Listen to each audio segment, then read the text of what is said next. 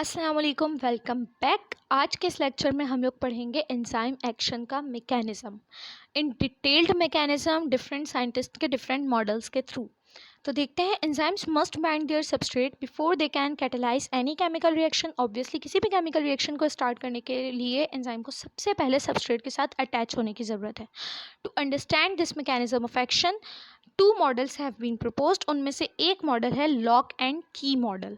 Lock and key model के लिए आप लोग देखें कितनी अच्छी आप लोगों के पास डायग्राम यहाँ पर प्रेजेंट की गई है आप लोगों की बुक में।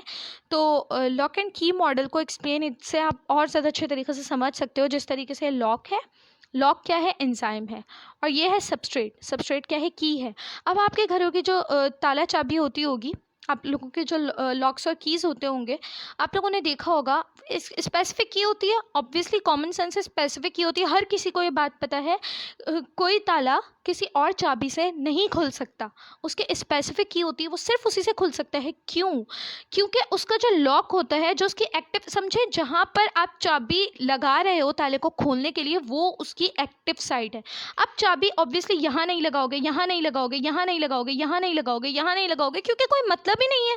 हालांकि पूरा एंजाइम है, लेकिन यहाँ पर कहीं पर भी चाबी लगाने का कोई मतलब नहीं है। चाबी वहीं पर ही लगेगी, ताला वहीं पर ही खुलेगा जहाँ पर एक्टिव साइड होगी। ठीक है। अब जो चाबी होती है बहुत ज़्यादा स्पेसिफिक होती है, जो ताला होता है वो अपनी चाबी के लिए बहुत ज़्यादा स्पेसिफिक होता है। क्यों? क्योंकि दोनों की जो एक्टिव साइड की जो शेप्स होती हैं, जो बाइंडिंग साइड की शेप्स होती हैं, वो रिजेंबल करना ज़रूरी होती है, इसलिए ताला किसी और चाबी से नहीं खुल सकता। बिल्कुल वैसे ही इस साइंटिस्ट ने, यहाँ पर जो साइंटिस्ट हैं एमिल फिशर, इन्होंने 1894 में ये एक जर्मन साइंटिस्ट है, इन्होंने एक मॉडल रिप्रेजेंट किया जिसमें उन्होंने लॉक एंड की मॉडल के थ्रू एक्सप्लेन किया एंजाइम के मैकेनिज्म को। ठीक है। की यहाँ पर क्या है, as a substrate function perform कर रही है, स्मॉल इन साइज है, सारी जो है प्रॉपर्टीज़ वो मैच कर रही हैं। ठीक है। तो अब हम देखते हैं क्या कहने की कोशिश करें वो इधर हमसे। The specific action of enzyme with a single substrate can be explained using a lock and key analogy।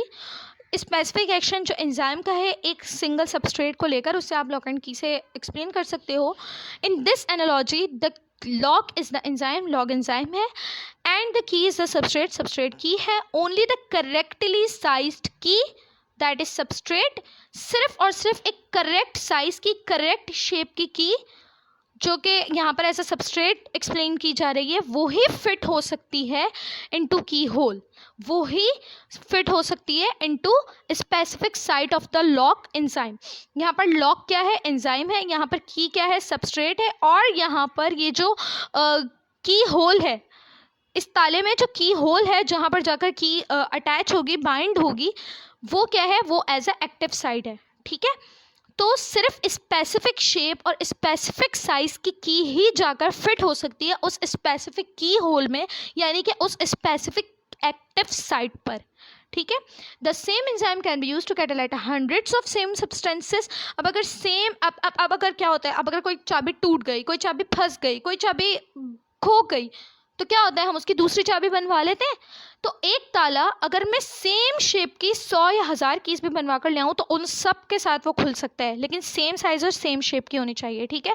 सो एक enzyme hundreds of same substrate को एट अ टाइम कैटेलाइज कर सकता है। ठीक है। होप सो कि आप लोगों को क्लियर हो रहा हो। The enzymes work on this mechanism are called non regulatory enzymes. वो एंजाइम्स जो इस मैकेनिज्म के थ्रू काम करते हैं, इस मैकेनिज्म्स के थ्रू फंक्शन परफॉर्म करते हैं, वो नॉन रेगुलेटरी एंजाइम्स कहलाते हैं। और इनके एग्जाम्पल्स क्या क्या हैं? इनके एग्जाम्पल्स हैं लाइपेज, एमाइलेज। एमाइलेज जो अमाइलोज को कैटेलाइज करते हैं, हम लोगों ने अभी पीछे एग्जाम्पल में पढ़ा था। सो वो ये एंजाइम्स हैं। This model explains the specificity of enzymes but does not say anything about the change in active site. ठीक है। इस मॉडल में ये पूरा मॉडल आप लोगों ने पढ़ लिया।